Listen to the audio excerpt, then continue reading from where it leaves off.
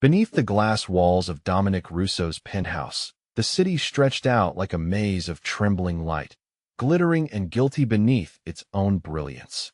New York never slept. But tonight it seemed weary, as if the whole metropolis was holding its breath, waiting for something to shatter. In the room on the 72nd floor, the light from the television flickered against cold marble walls, mingling with the scent of whiskey and the faint trace of dying smoke. Dominic sat still, the top buttons of his shirt undone, his eyes steady on the city that had once been his kingdom. Power, money, fame, all of it now, just reflections in the glass of his drink. Once he was the man people feared. Tonight, only emptiness ruled. The television murmured the only sound in the room, repeating meaningless reports about politics, accidents, and crime. The very things Dominic once moved like pieces on a board. He barely listened until the screen suddenly flared. A strip of red letters scrolled across, breaking new serious accident on Mercy Bridge. Live footage appeared, rain pouring down on the endless span. Police and ambulance lights rippling across the water like an open wound. Dominic took a sip of whiskey, detached, out of habit. Then the camera panned to an overturned car, smoke rising through the rain. Through a shattered window, a face appeared pale, blood-stained and so familiar that his glass nearly slipped from his hand. Sophia Bennett. Her name rang in his head like a bell struck after years of silence. Sophia, the woman who had once loved him with everything she had, then left when he chose violence over love. For 3 years he had convinced himself that leaving her was the only way to protect her. Now the truth lay naked before his eyes. The newscaster's voice trembled under the rain. A woman and a child have been pulled from the scene, both in critical condition. Dominic's breath caught. The camera zoomed in on the back seat. A tiny hand reached out from the shards of glass. A white hospital band circling the wrist, the name blurred under flashing ambulance lights. Lucas Bennett.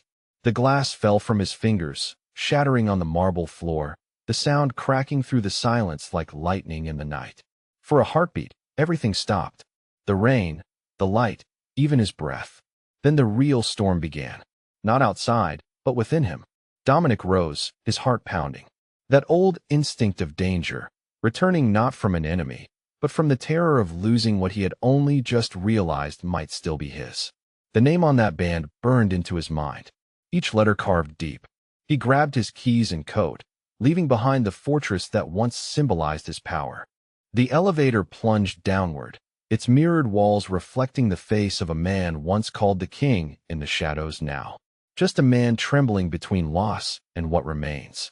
Somewhere in the rain, ambulances screamed toward Mercy General Hospital. Somewhere the woman he once loved might be dying, and the child might bear his name.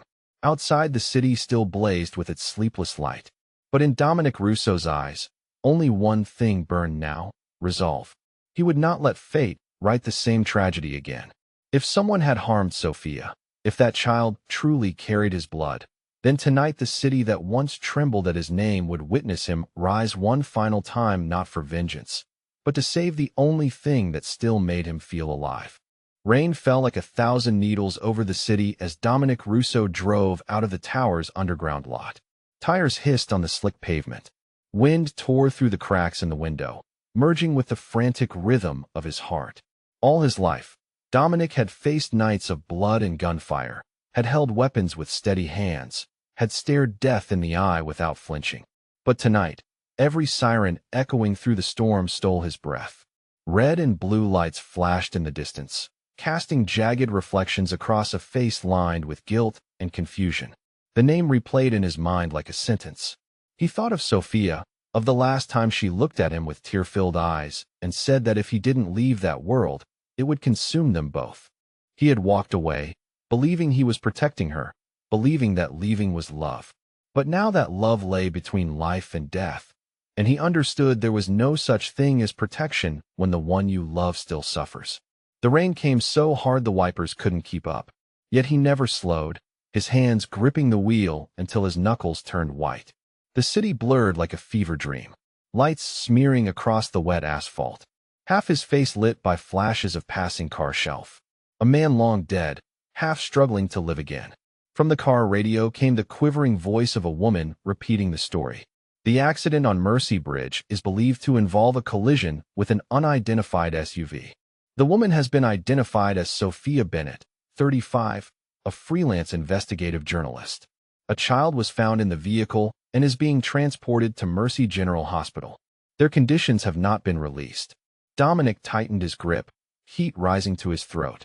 Sophia, still the journalist, still chasing truth even when it tried to kill her. He breathed deeply, whispered into the storm. "Stay alive, Sophia. I'm coming." Outside, a line of ambulances sped through the rain, lights pulsing. Dominic pressed the accelerator, joining their path. The engine roaring, tires cutting through water like fate carving its line. At the intersection near Mercy Bridge, he found the road blocked. Yellow lights, warning tape, the silhouettes of rain-soaked rescuers moving like shadows beneath strobing beams. He stopped, stepped out, coat drenched, shoes splashing on the flooded ground. Steam, fuel, and burning rubber filled the air before him. The bridge lumbered a scar across the night, cold, long, and being swallowed by darkness. A rescue worker approached, signaling him back. But when the flashlight caught Dominic's face, the man hesitated, seeing something in those eyes, not anger, but despair. "I need to know if she's alive," Dominic said, voice low, raw. "Her name is Sophia Bennett." The rescuer met his gaze, then shook his head gently. "They took them both to Mercy General about 10 minutes ago. She was still breathing when we left." Dominic closed his eyes for a second. 10 minutes. Between life and death. He turned back, climbed into his car. The engine roared once more, and it felt as if every weight in his life had condensed into that single press of the pedal. The tires screamed as he sped off, rain hammering the windshield, the sound of the storm merging with the thunder of his pulse. City lights blurred into shards of glass. Images flashed before him. Sophia laughing in sunlight. Sophia crying in rain. A tiny hand gripping his finger in a dream. A child bearing his name. He had never imagined himself a father. Never dared to in a world where violence was currency. But now he knew if Lucas was his son, then every year of power meant nothing. He had spent a lifetime commanding death, profiting from it, surviving it. But tonight, for the first time, he feared it. If you can feel the heartbeat of this story, take a moment to tell us where you are. Comment your city or simply where you're listening from so we'll know how far our story has traveled. Don't forget to like, subscribe, and share this video to spread more stories that touch the heart. Every day, we bring you new journeys of love, redemption, and faith in the darkness. Thank you for staying with us, and don't go anywhere because what comes next will hold you fast. Inside Mercy General Hospital, the air hung thick with the scent of antiseptic and dying hopes. Fluorescent lights spilled in patches across polished tile as Dominic Russo moved through the hallways. His footsteps echoed, small and hollow beneath the towering white ceiling. Nurses passed in blue scrubs, their faces marked by compassion and exhaustion. He asked for Sophia Bennett at the front desk, and the receptionist directed him to the critical care unit on the 3rd floor. The elevator ride felt infinite, each floor a heartbeat closer to learning what his life might become. Emergency room, doctors moved between curtained alcoves where strangers fought for their own desperate chances. Dominic passed them all, seeing only the fragments of a life that might already be over.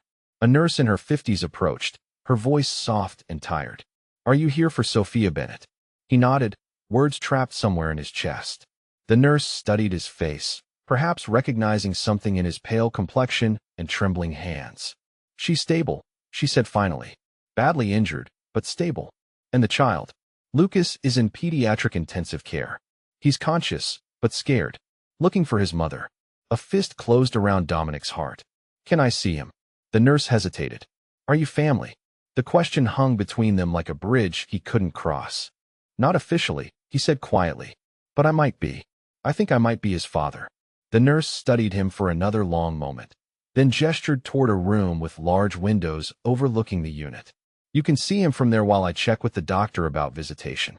Dominic approached the glass slowly, and what he saw made his knees nearly give out. A small boy, no more than 3 years old, lay in a hospital bed surrounded by machines. Tubes and wires connected to his tiny form, but his eyes were open, large and dark, and they searched the room with a desperate awareness. The child turned toward the window, and Dominic saw his own face looking back at him. The same dark eyes, the same stubborn jawline, the same way of holding his head when uncertain. There was no mistaking it. This was his son, his flesh and blood, lying broken in a sterile room, calling for a mother who might not wake up. Dominic pressed his palm against the glass, and the child's eyes found his through the window. For a moment, they stared at each other, stranger and stranger, father and son, separated by a wall of glass and 3 years of lost time. Lucas lifted one small hand, and Dominic's heart shattered completely. The nurse returned, her voice gentle. The doctor says you can visit for a few minutes. Just a few, and please don't overwhelm him. He's been through enough. Dominic nodded and followed her into the room. The sound of Lucas's breathing, small and rhythmic, mixed with the beeping of monitors. Dominic sat in the chair beside the bed, uncertain how to approach a child he'd never known existed. Lucas turned to look at him, and in a voice barely above a whisper, asked, "Where's Mama?" The question broke something inside Dominic that had been barely holding together. "She's sleeping," he said softly. "The doctors are taking care of her." Lucas studied him with those dark eyes. "Who are you?" The most important question in the world, asked by a 3-year-old in a hospital bed. Dominic reached out and gently touched the child's hand. "I'm Dominic," he said, "and I've been looking for you for a very long time." The nurse returned then, wearing a different expression. "Sir, there's something you should see." She led him to an adjacent room where Sophia lay unconscious, her face pale but peaceful. Bandages covered her arms, and monitors tracked her vital signs in steady green lines. But what caught Dominic's attention was the plastic bracelet on her wrist and the forms on the bedside table. Emergency contacts, medical history, insurance information. And in the space marked father of child, Sophia had written a name in her careful handwriting, Dominic Russo. Dominic frowned and stepped nearer. "What did you say?" She lifted the chart showing the preliminary registration notes. Now the light struck it clean, and the letters on it made him go still. Lucas Russo. The last name tore through his defenses like lightning, his name. In that instant, the room went silent. Only the rush of blood in his ears and his own quickened breath remained. He stared at the band as if by looking long enough it could change. It did not. Each letter stood clear and inarguable. The nurse spoke again, but he did not hear. His mind fell backward into the years that had gone. Nights when Sophia slept, curled in a chair in the little Brooklyn apartment. Mornings when she touched his cheek and said they could start over somewhere if he would leave everything behind. He had not listened. He had let her go. And in the years she vanished, she had carried a part of him he never knew. A child, his flesh and blood. His knees went weak, and he gripped the bed rail to keep standing as a wave rose in him. Joy and fear and guilt and love colliding like a storm. The nurse set the band on the table and slipped out, leaving him alone beneath the white lights. Dominic moved to Sophia and sat, his hand trembling as he took hers. Her skin was still warm, the pulse faint and real. "Sophia," he whispered, and his voice broke. "Did you hide this from me, or did I take away your chance to say it?" No answer came. Only the sound of rain against a window filmed with breath. He bowed his head until his brow touched her hand, and the tears he thought had dried years ago fell and darkened the blanket. He had believed himself dead many times in the hidden wars and blood-soaked nights and betrayals. Yet in this moment he lived, and he hurt in a way he had never known. He turned toward the glass and saw the shadow of a sleeping child in the next room. "Small as a miracle." "Lucas Bennett," he murmured. "Perhaps this is the price of leaving and the last chance to make it right." Sophia's arm stirred only a little, and it stopped his breath. Her lashes quivered, a fine tremor along the wet fringe, as if answering a call from far away. Dominic held her hand more firmly, and his voice tightened. "I am here, Sophia. This time I will not leave." Beyond the window, the sky stayed gray with rain. Yet somewhere within the fall of those drops, another sound began to rise. The sound of a heart finding its way back after years of being lost.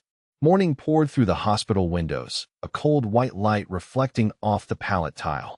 The night rain had ended, but the air still carried the weight of water and gasoline, as if the crash clung to every corner of the streets. Dominic Russo leaned against the hallway wall with his hands sunk deep in the pockets of his coat and his eyes fixed on the passing stream of people. Sophia had not woken. Lucas remained in intensive care, and he, the man who once made a city bow, stood silent like someone with no place to belong. Night settled over Mercy General Hospital slowly and heavily like a gray blanket pulled across the city. Rain began again, and the drops hammered the window frames while the neon from the hospital sign stretched into a blurred ribbon of light. Dominic Russo sat in the waiting room with a cold cup of coffee in his hand and his gaze fixed on the door where Sophia was being monitored. He had not gone to meet Vincent. The appointment at Pier 47 still stood. Yet something inside him told him to wait.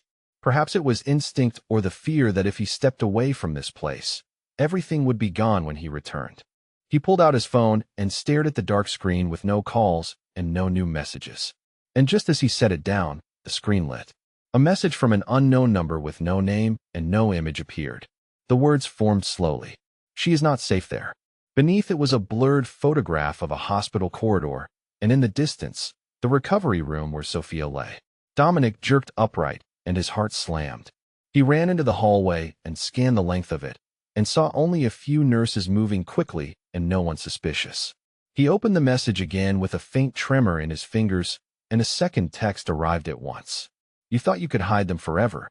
The sentence was short and cold as ice. He called security and ordered a sweep of every camera on the third floor. In the control booth, the guard pulled up the feeds and Dominic leaned in to study each frame.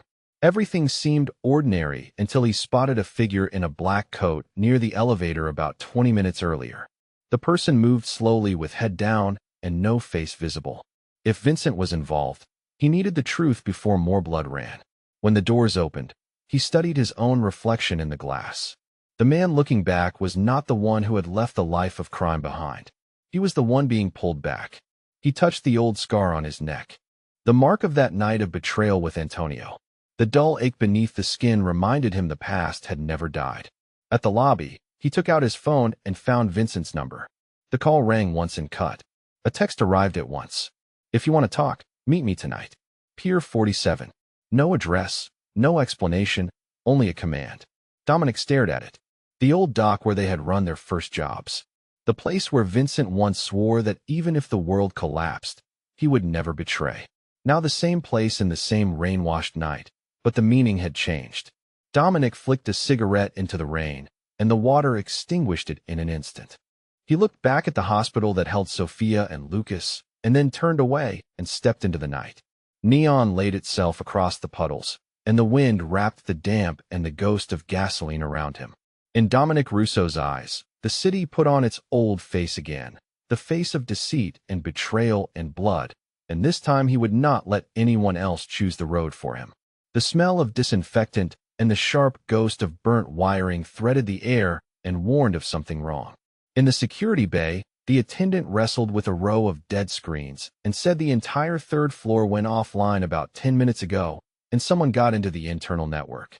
Dominic said nothing and scanned the console and saw in the logs that the feed had been cut manually from a terminal in the basement maintenance area where few people ever went. He ran at once and took the stairs rather than wait for the elevator. Every step struck a dry metallic note, and his breath sounded like he was chasing his own past. The basement lay cold and dim with a smear of fluorescent light on wet concrete, and the low hum of generators mixing with rain echoing down the drain pipes until the air felt strangled. He drew the small pistol from his coat and tightened his grip. He had promised himself he would never need it again, and now he had no choice. He slowed and listened for the smallest shift.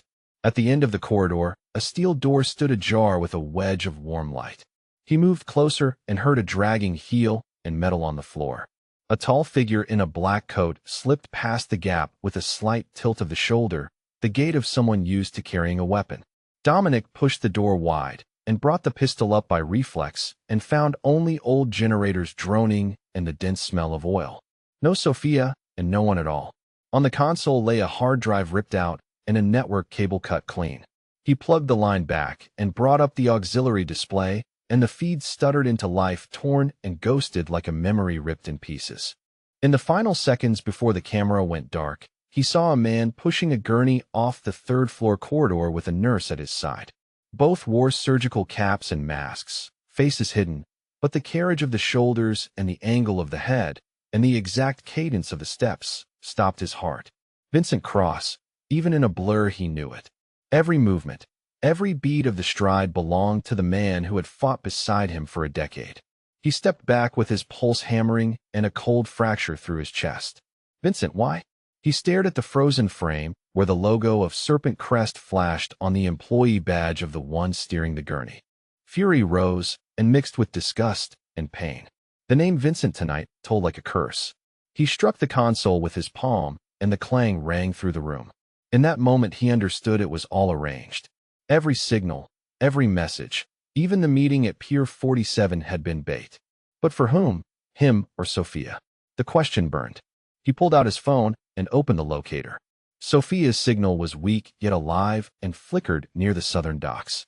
He ground his teeth, and the blend of anger and despair tightened his breath.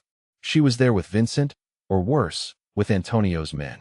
He turned and strode fast along the dark corridor while rain from a leak tapped cold lines across his coat. A nurse called after him, and he did not hear.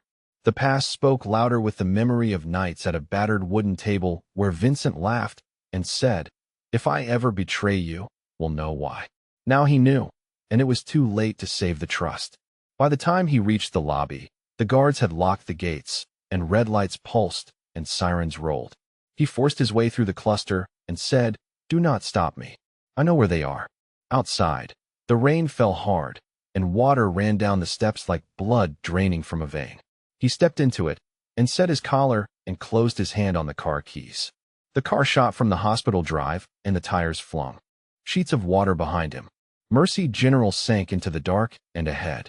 Pier 47 waited like a wound that had never healed. Dominic Russo had once commanded every force in play, but tonight he was only a man chasing a soul in a faith already shattered. Wind from the Hudson swept hard through the Red Hook docks, carrying the smells of salt, rust, and fuel from the cargo ships moored in the dark. The rain had not fully stopped, only thinned to a mist that glazed the wooden planks and made them glimmer under the dull amber of the old pier lamps. Dominic Russo stepped out of his car. The door closed with a dry metallic sound that echoed across the empty expanse. His watch showed nearly midnight, and the whole dock lay silent as if time itself were holding its breath. He walked slowly along the slick boards, one hand inside his coat gripping the gun. Each step gave a tired creak from the rotting wood, joined by the steady beat of waves beneath the pier. The dim light touched his face, cold, yet in his dark eyes a flame still burned that 3 years had not been able to smother. At the far end, a figure leaned against a cargo container, tall and broad-shouldered in a rain-stained coat.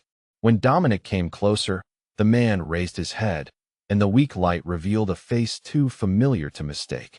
Vincent Cross, once a brother, now a stranger across the gulf of betrayal. "I knew you'd come," Vincent said, his voice low and hoarse, as if the years had trained his treachery into calm. Dominic stopped a few yards away. "Where's Sophia?" he asked, his tone hard as forged steel. Vincent stayed silent for a moment, his eyes drifting toward the river, where the city lights floated on black water thick as oil. "Safe for now, but you shouldn't be here, Dominic. There are things you can't touch without paying for them." Dominic gave a small, bitter laugh. "Like my faith in you." The wind swept between them, sharp as a blade. Vincent shut his eyes briefly, then sighed. "I didn't betray you. I'm trying to save every Sophia, the boy, even you." "Did you really think Antonio Marcelli was dead?" The name froze the air. Dominic stepped forward, his voice dropping into a weight that filled the space between them. "You knew he was alive and said nothing." Vincent nodded once, guilt and fear glinting behind his eyes. "I knew. I stayed quiet because I thought I could contain him. I thought I could keep him from finding you. But you walked away, left it all, and left me with the wolves. I had to choose." Dominic bit the word. "Choose to sell out, Sophia. Hand her over for your own life." Vincent's fist tightened. Rain ticked against the wood between them. "No, I took her to save her. Antonio's been building this for a long time, Dominic. The Mercy Bridge crash was only the opening move.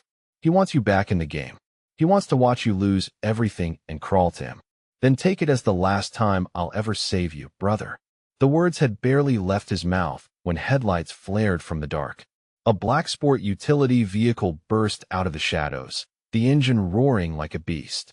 Both men turned, and the first bullets split the night, striking the container behind them in a spray of sparks.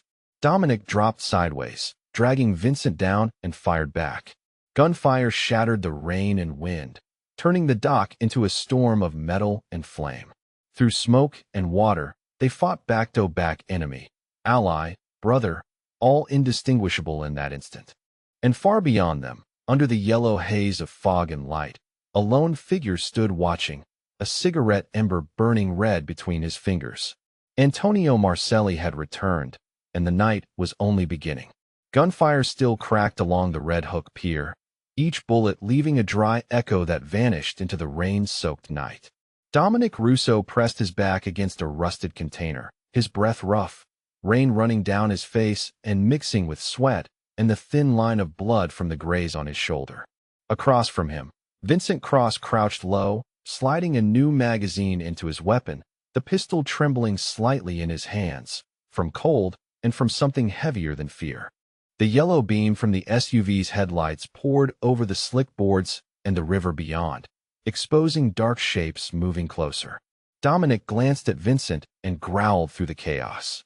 "You still want to tell me this isn't a trap?" He fired 2 quick rounds and shouted back, "They're not here for me, Dominic. They're here for you." The words struck like a blow. The rain thickened. Metal clanged everywhere. For a heartbeat, Dominic saw him. The tall figure just beyond the reach of light. Long coat, cigarette ember burning in the mist. His face appeared only for an instant as the headlights swept across it, but it was enough to make Dominic's heart seize. There could be no mistake. Antonio Marcelli, rage and disbelief surged together. 3 years ago, he had watched the man die in fire and ruin, his body dragged from a concrete inferno, half-charred and unrecognizable. He had believed it. Yet now, Antonio stood alive, untouched, as if he had never left the dark. Antonio took 1 step forward, his voice deep and even, merging with the rain like a verdict. "I told you, Dominic, we never die. We just change shape."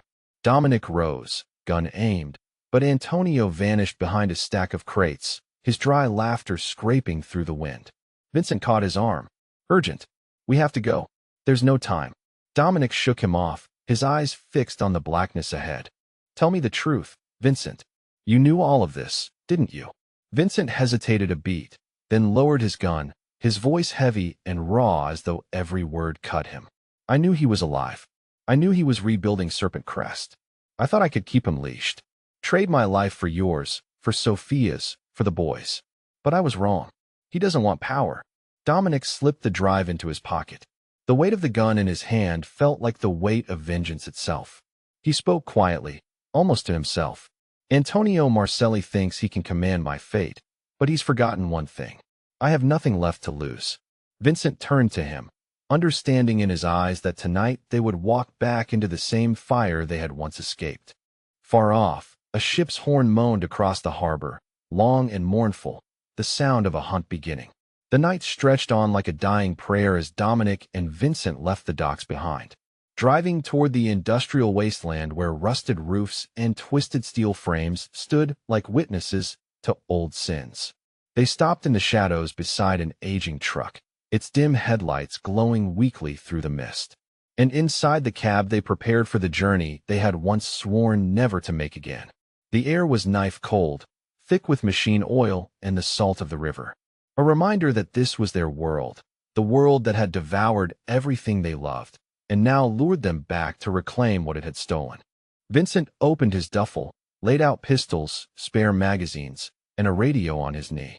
His hands trembled slightly, but his eyes burned with the same resolve. Dominic remembered the kind of resolve belonging to a man ready to die, for a brother. They checked every detail with mechanical calm, safeties, backup rounds, rope, gloves, everything placed in cruel, perfect order, because tonight there was no room for mistakes. Dominic sat still, staring at the small drive Vincent had given him, thinking of the photographs of Sophia bound to a chair, the serpent crest emblem scorched on the wall, the dark crusted blood in her hair, and that thought coiled around his throat like a rope.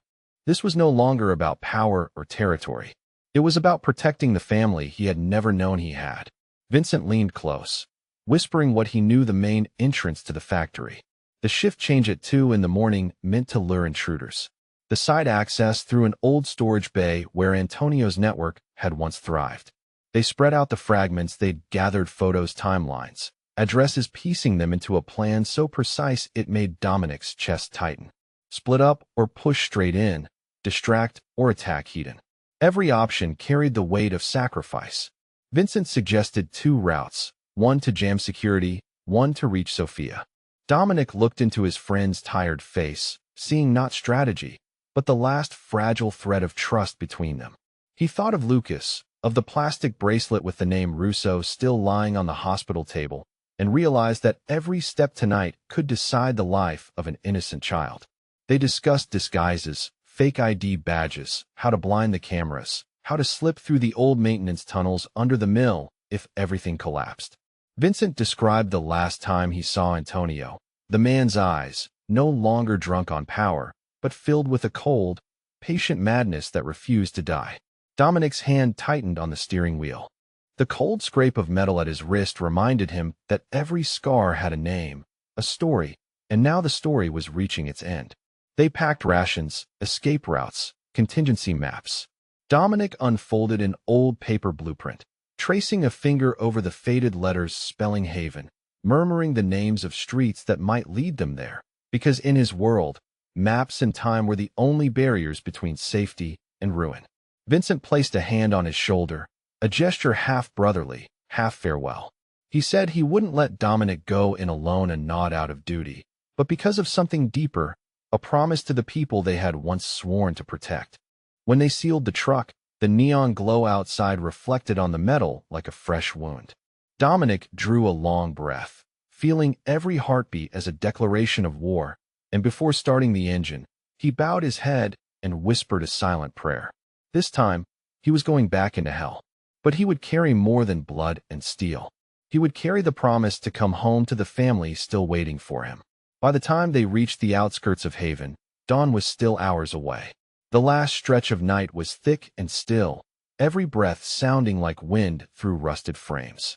The Haven textile factory loomed silent amid the abandoned district. Windows shattered, smokestacks strewn with rust, a faint yellow pulse flickering inside like the heartbeat of a machine. Dominic and Vincent crouched behind a damp brick wall, listening to the rain thinning into a soft drip. Dominic signaled. Vincent nodded, screwed on the suppressor. No words left in breath, footsteps, and the ghosts of what they'd once been. The rear door was locked by an old mechanical latch. Dominic picked it open with a strip of metal in seconds. The door eased wide with a faint creak, too small for anyone inside to hear. They slipped through. The flicker of the overhead industrial lights turned the corridor into a tunnel descending into hell. The air stank of chemicals and gunpowder. Far off came the clatter of metal on metal. Vincent led the way. He knew the layout. He had walked these halls when Antonio ruled here. They moved through narrow aisles lined with silent weaving machines coated in dust, past wooden crates stamped with the faded letters Crest Export. Every step carried them deeper into the past, into the heart of their own guilt. Then came the metallic rhythm of boots. Dominic motioned silence. They ducked behind the crates. 3 armed guards in black passed by. Rifles steady, formation tight. Dominic waited until they turned the corner, then exhaled and fired. 1 round, silent as breath, pierced the first man's throat. He collapsed before a sound escaped. Vincent dispatched the other 2 in seconds. They dragged the bodies into shadow and pressed on. At the main corridor, Dominic stopped. At its end stood a half-open steel door glowing with red light. And within that light, he saw the outline of a woman bound to a chair. Her head bowed. Sophia. All sound vanished. The world shrank to the pulse in his ears. He moved forward, slow, careful, every step loud in his chest. Then a voice rolled from the darkness behind Herlo, even and familiar as the nightmares he could never outrun. You made it, Dominic. Right on time. Like a good soldier, Antonio Marcelli stepped from the shadows behind Sophia, his long gray coat hanging heavy, eyes sharp and metallic. He carried the calm of a man who once commanded death itself. New scars lined his face, traces of fire and betrayal. I've waited a long time for this, he said, a faint smile curling his lips. To see you become yourself again. Not the penitent businessman, not the grieving father, but Dominic Russo, the man who made the world tremble. Dominic raised his weapon, voice steady and dark. Let her go, Antonio. This ends tonight. Antonio chuckled, moving closer. You think walking away made the past vanish. You build a new life. But I've always been here living in the part of you tried to bury, and I came to drag it back. He drew a pistol and leveled it at Sophia's head, his tone almost gentle. She's the piece you can't lose, isn't she? One squeeze and it's all gone. But you won't shoot because you still believe you can save everyone. Before Dominic could answer, gunfire burst from the side door.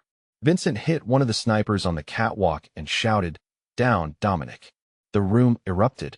Bullets screamed through the air, punching into walls and machinery, scattering sparks.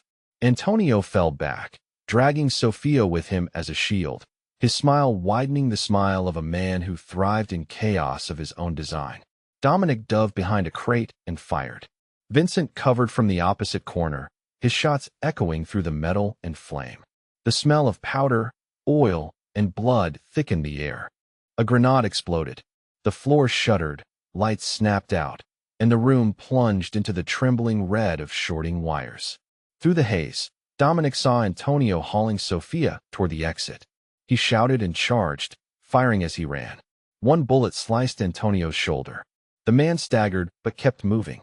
Vincent surged forward, dropped the last two guards, but a burst caught him in the chest. He fell hard. Dominic slid to his side. Blood soaked Vincent's coat.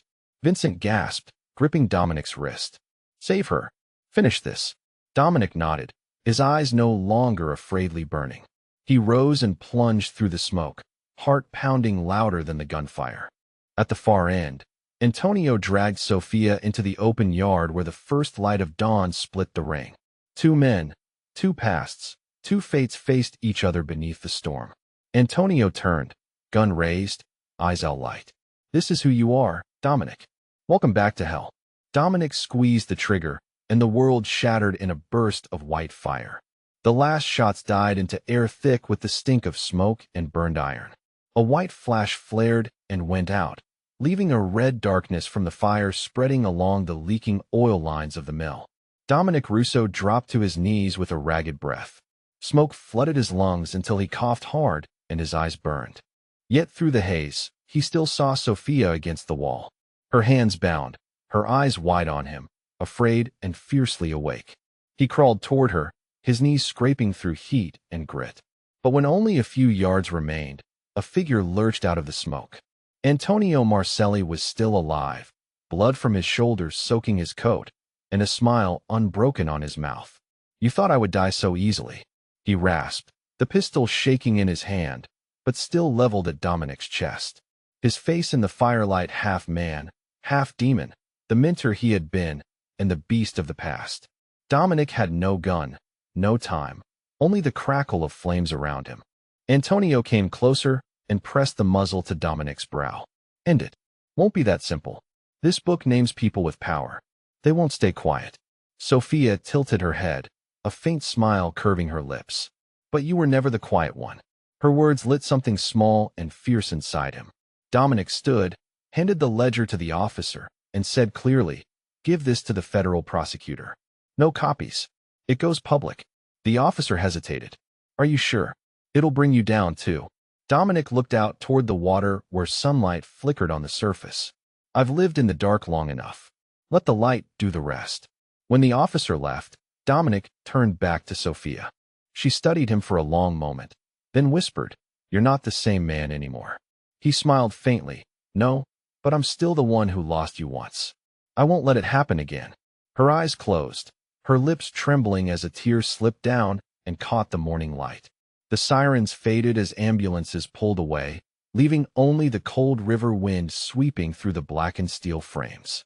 Dominic looked toward the distance, where ash still drifted like mist. What he felt was not triumph, but the stillness that comes when truth no longer hides. He knew the war wasn't truly over. Antonio had been right about that. But for the first time, he stood on the right side of it. Sophia leaned her head on his shoulder. "Where do we go now?" she asked. "Anywhere," he said quietly, "as long as it isn't back. Far ahead, The city was waking, towers brightening one by one, as if the world itself was opening its eyes after a long nightmare.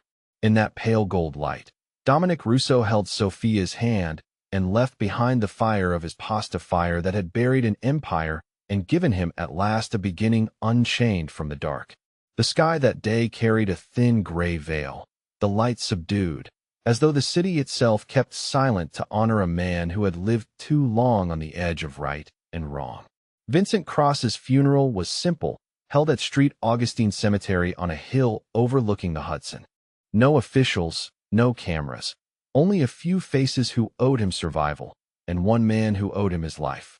Dominic stood still before the black-draped coffin, hands in his coat pockets, wind rustling the birch trees so their dry leaves spun around his boots. Sophia stood a few steps behind with a handful of white leaves, her gaze distant. When the priest spoke the final words, Dominic felt them carve into him. A man may lose his way, yet find the road home by saving another. He bowed his head, breath tight, and memory filled the silence. Vincent's crooked grin, the weary eyes, the voice from that last night in hell. If I don't make it, live for me, Dominic. Now he knew he could no longer run. As the priest lowered his hand, Dominic stepped forward and laid a single polished shell casing atop the coffin, the last remnant of the gun Vincent had used to save him. A symbol of an ending and a promise. When everyone else had gone, Dominic stayed. The wind rose, carrying the scent of cut grass and damp earth. He looked at Vincent's name, carved in stone, and spoke softly, his voice low but steady. You were right. I lived too long in the dark. Now it's my turn to finish what you couldn't. That afternoon, he walked into the headquarters of Russo Holdings, the glass tower catching the last pale light of day. Inside, the boardroom was silent, the air tight with tension. He wore a white shirt, no tie, his face gaunt, but his eyes unwavering. Before him lay a document, this full transfer of control of the corporation to the Phoenix Trust, a fund created to repay the damage Serpent Crest had left behind. An older advisor rose, voice trembling. Mr. Russo, if you sign this, you lose everything, your assets, your power, your name. Are you certain? Dominic looked at him, calm in a way none of them had ever seen. I had everything once and lost it all. What I got back that night is worth more than anything here. The man nodded slowly. The pen touched paper. Black ink flowed in a single decisive line. When it was done, the air itself seemed lighter, as if the building had exhaled. Dominic stood, left the folder on the table, and in that stillness felt something he hadn't in years: freedom. Outside, the last sunlight fell warm across his shoulders. Sophia waited with 2 cups of coffee. She looked at him gently, understanding in her eyes. You really let it go, didn't you? He smiled a quiet human smile. Not let go. Started over. Vincent saved me from death. You saved me from myself. She said nothing, just handed him the warm cup.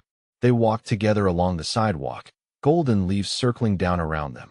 Far off, church bells chimed across Manhattan, clear and bright like the sound of renewal. Dominic paused, looked up at the sky now clear after the storm, and murmured just loud enough for her to hear. I promised you, Vincent, I'll live to make it right. Sophia's fingers tightened around his. In that moment, the man, once defined by blood and guilt, finally found a road not back to the past, but through it toward the place where wounds could turn into forgiveness. A month had passed since Haven Textile Factory turned to ash, and autumn had begun to touch New York with the gentle breath of wind and yellow leaves. Central Park in the morning was strangely quiet. The lake lay still, and mirrored rows of maples turning color. Because for someone who has walked through darkness, the saving hand is not strength and not confession, but a small moment of love when he knows he is still trusted and still needed to live well. Sophia turned to him with a tender look. You have found what you were always seeking, Dominic. He nodded. Not salvation, but a reason to live. In a city that once knew him as a sign of power and guilt, he was now a father, an ordinary man, relearning how to smile, how to listen to his child's laughter, and how to hold the hand of the one he loves without fear of losing it. The story of Dominic Russo is a reminder that no matter how heavy the past may be, a person can choose to begin again, not by fleeing guilt, but by facing it and turning it into the power to protect what is right. Every mistake has its price, But the greatest price is paid when we stop believing we can change. And sometimes what makes us better is not the world's pardon, but the innocent gaze of a child when he calls us father. If you have stayed with us to this moment, take a breath and ask yourself, who is your Lucas? The one who makes you start over and believe there is still room for love in this world. Share your thoughts in the comments and tell us how this story touched you. And if you have ever stood at the edge of loss, how you chose to cross it. This is our tribute to those who have been lost and hurt and still dared to trust the light.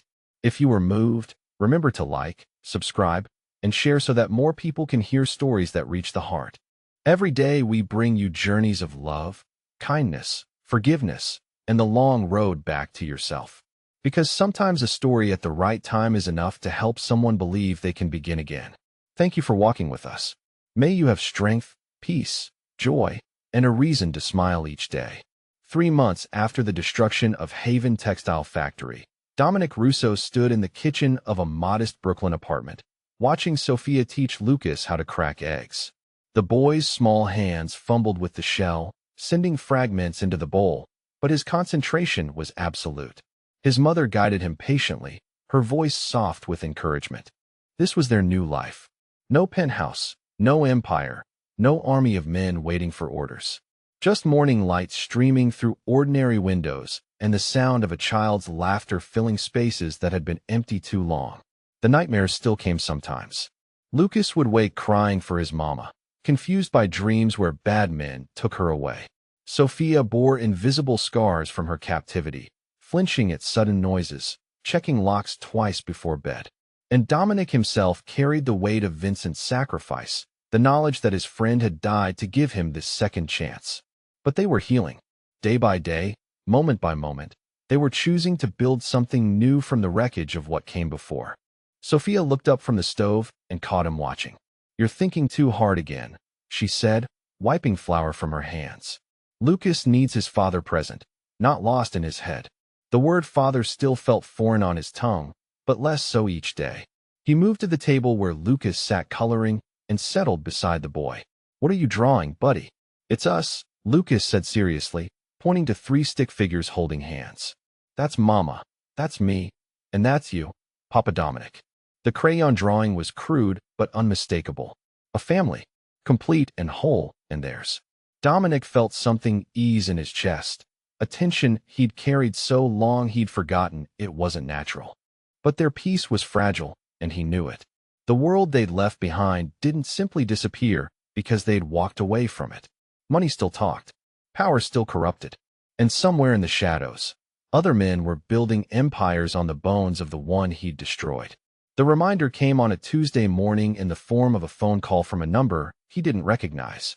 The voice on the other end was young, nervous, speaking in rapid Italian. "Mr. Russo, my name is Marco Benedetti. I worked for your organization before Haven, before everything burned. I need to see you. There are things you need to know." Against his better judgment, Dominic agreed to meet. The coffee shop Marco chose was in Little Italy, crowded and anonymous. The young man who approached his table looked like he hadn't slept in weeks. Dark circles shadowed his eyes, and his hands shook as he sat down. "They think you're dead," Marco said without preamble. "Most of Antonio's people, the ones who survived, think you died in the factory fire. But some know better. And they're angry. They want revenge." "For what?" Dominic asked. "For destroying everything they built. For killing their leader. For walking away like none of it mattered." Marco leaned forward, lowering his voice. "There's a new boss. Calls himself Salvatore Torino. He's been consolidating power, absorbing what's left of the families. And he's made you his primary target. Why are you telling me this?" "Because Vincent Cross saved my sister once. Got her out when she was in too deep with some bad people. I owe him my loyalty, and he was loyal to you.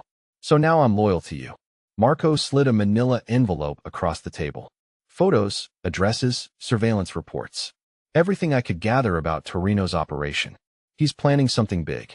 Something that involves your family. The last words hit Dominic like a physical blow. His family. Sophia and Lucas, innocent and unprotected in their Brooklyn apartment.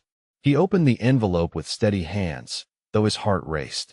The photos showed men watching their building, following Sophia to the grocery store, cataloging Lucas's routine at the nearby playground. Leave the city, Marco said urgently. Tonight. Take them somewhere safe and don't look back. But Dominic was already shaking his head. Running only delays the inevitable. And I won't spend the rest of my life looking over my shoulder, teaching my son to fear shadows. Then what will you do? Fight, Dominic said simply. One last time. That evening, he sat Sophia down and told her everything. She listened in silence, her face growing paler with each detail. When he finished, she was quiet for a long moment. We could disappear, she said finally. Change our names, move to another country. Start completely over. We could, he agreed. But they'd find us eventually. Men like Torino don't give up. They have resources, patience, connections. We'd never truly be free. So you want to go back to war. It's not what I want. It's what's necessary. To protect you and Lucas, I have to end this permanently. Sophia studied his face in the lamplight. You're not the same man who walked away from that world 3 years ago. No, he said. I'm not. That man fought for power and profit. I'm fighting for love. The difference matters. She reached across the table and took his hand. Then we do this together. All of us. As a family. The next morning, Dominic made a series of phone calls to men who'd once served him faithfully. Not all of them answered. Some had died in the chaos following the fall of Serpent Crest. Others had found legitimate work and wanted no part of their old life. But enough responded to give him hope. By evening, he had a small team assembled. 7 men who owed him their lives or their freedom, gathered in an abandoned warehouse on the outskirts of Queens. Anthony Torelli, his former bodyguard, stood at his right hand. We do this clean, Dominic told them. No civilians get hurt. No innocent blood gets spilled. We go after Torino and his lieutenants, and when it's done, we disappear. Forever. One of the men raised his hand. What about families? What about the people who depend on these organizations for protection, for work? Dominic had thought about this. The criminal empires they were about to destroy employed thousands, directly and indirectly. Mothers, fathers, children who would suffer when the money stopped flowing. Before we strike, we give them warning. Time to find other work, other protections. And we leave a fund. Anonymous donations to cover the transition. Blood money, seeking redemption. The planning took weeks. Intelligence gathering, reconnaissance, careful coordination with law enforcement contacts who could ensure minimal collateral damage. Sophia insisted on helping, using her investigative skills to trace Torino's financial networks. Lucas stayed with Dominic's mother, an elderly woman who'd spent years pretending not to know how her son earned his living. The attack came on a moonless night in October. Simultaneous strikes on 5 locations across the city. Torino's main headquarters, his money laundering operations, his weapons depot, and 2 safe houses where his top lieutenants lived. Dominic led the team that hit the headquarters. Unlike the desperate battle at Haven Factory, this operation was surgical in its precision. They disabled security systems, neutralized guards with non-lethal takedowns, and moved through the building like shadows. They found Torino in his office on the top floor, a thin man in an expensive suit who looked more like an accountant than a crime boss. He didn't fight or threaten or bargain. He simply looked at Dominic with resignation and said, I wondered when you'd come. You killed my mentor, destroyed my inheritance, cost me everything I worked for. Why shouldn't I destroy you in return? Torino smiled, a cold expression that didn't reach his eyes. Because you're not a killer anymore. You've gone soft. Found religion or love or whatever it is that makes men weak. You won't pull that trigger. Dominic studied the man who'd threatened his family. You're right, he said. I won't. Instead, he handed Torino a plane ticket and a briefcase full of cash. 24 hours to leave the country. Never come back. Never contact anyone from your old life. Start over somewhere else, under a new name. And if I refuse, then I stop being the man who won't pull triggers. Torino looked at the ticket, then at Dominic's face. He saw something there that made his decision easy. By dawn, Salvatore Torino was on a plane to South America, carrying nothing but the clothes on his back and the memory of a choice that had saved his life. The other operations were equally successful. No one died, but the message was unmistakable. The age of the crime families in New York was over, not ended by law enforcement or rival gangs, but by the quiet insistence of a man who'd found something more important than power. In the days that followed, Dominic's former associates scattered to the winds. Some left the city, others found legitimate employment. A few tried to restart their operations elsewhere, but word traveled fast in their world. No one wanted to face the man who'd dismantled 2 criminal empires without firing a shot.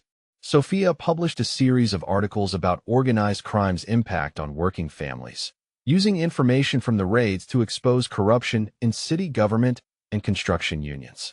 The stories won awards and led to prosecutions, but she published them under a pseudonym. Their new life required anonymity. Lucas started kindergarten that fall, a bright boy who spoke excellent English and showed no signs of the trauma he'd endured as a toddler. He made friends easily, laughed often, and called Dominic Papa without hesitation. Sometimes in quiet moments, Dominic would watch his son play and marvel at the resilience of children, their capacity to heal and grow beyond the sins of the adults who shaped their world. On a cold November evening, as snow began to fall over Brooklyn, Sophia found Dominic standing at their apartment window, watching the street below.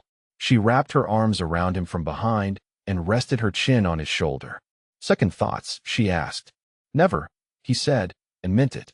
"But sometimes I wonder what kind of man I would have been if I'd met you first, before all the rest of it." She turned him around to face her. "You would have been exactly who you needed to be to find your way back to us. Everything that happened, everything you did and survived and lost, it all led here. To this moment, this family, this chance to choose differently." He kissed her forehead, breathing in the scent of her hair. "I love you," he said. "More than power, more than money, more than the empire I thought I needed. I love you both more than anything I've ever lost." Outside their window, the city continued its restless dance of light and shadow.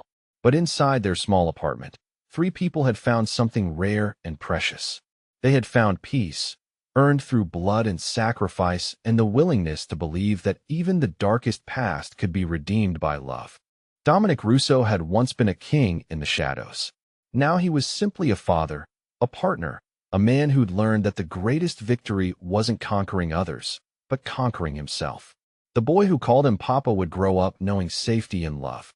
The woman who'd chosen to trust him would never again have to fear the knock at the door in the middle of the night. And the man who traded an empire for a family would sleep peacefully, knowing he'd finally chosen correctly. In the end, that was enough. More than enough. It was everything. If you found hope in this story of second chances and hard-won redemption, please share it with someone who needs to hear that it's never too late to change course. Subscribe for more stories that explore the complexity of human hearts and the power of love to transform even the darkest circumstances. Remember that every day offers a new opportunity to choose differently, to be better than we were yesterday. Thank you for joining us on this journey from darkness into light.